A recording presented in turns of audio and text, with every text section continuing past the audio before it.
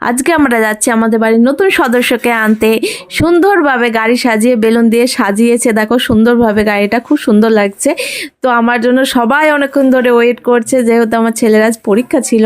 ছেলেকে পরীক্ষা দিয়ে আনতে আমার অনেকটা লেট হয়ে গেছে। এসে দেখছি সবাই রেডি হয়ে বসে আছে, শুধু আমরাই আসেনি। তো কি করব, কিছু করার তো নাই, এমন দিনের ডেটটা হয়েছে, আর কিছু করার ছিল না, লেটটা হয়েই গেল। আর এসেই আমি তাড়াতাড়ি করে রেডি হয়ে আবার সবাই বেরিয়ে পড়েছে। আমি, আমার বোন, আমার বোনের ছেলে মেয়ে, আমার 2 ছেলে, সবাই মিলে যাচ্ছি আমাদের পুচকু সোনাকে নিয়ে আনতে। তো সবাই তো আজ খুব খুশি। আর বাচ্চাগুলো অনেকক্ষণ থেকে এসে গাড়িতে বসে আছে। আমাদের তো সাজতে গুজতে একটু লেট হয়ই, তো ওরা অনেকক্ষণ থেকে বসে আছে, ওদের আজ আনন্দে আর ধরছে না। তো আমাদের 2 বোনকে আর সেজেগুজে কেমন লাগছে তোমরা অবশ্যই কমেন্ট করে জানাবে। আমাদের এখন যেতে তো অনেক আনন্দ মজা করব। তো আমরা ফাইনালি বেরিয়ে পড়লাম। তোমরা এবার গাড়িটা দেখে নাও কেমন ভাবে সাজানো হয়েছে। পাশে আছে ভোলানাথের মন্দির। তো বাবা ভোলানাথকে স্মরণ করে মন ডেকে আমরা বেরিয়ে পড়লাম আমাদের পুচকু সোনাকে আনার জন্য। টাটা।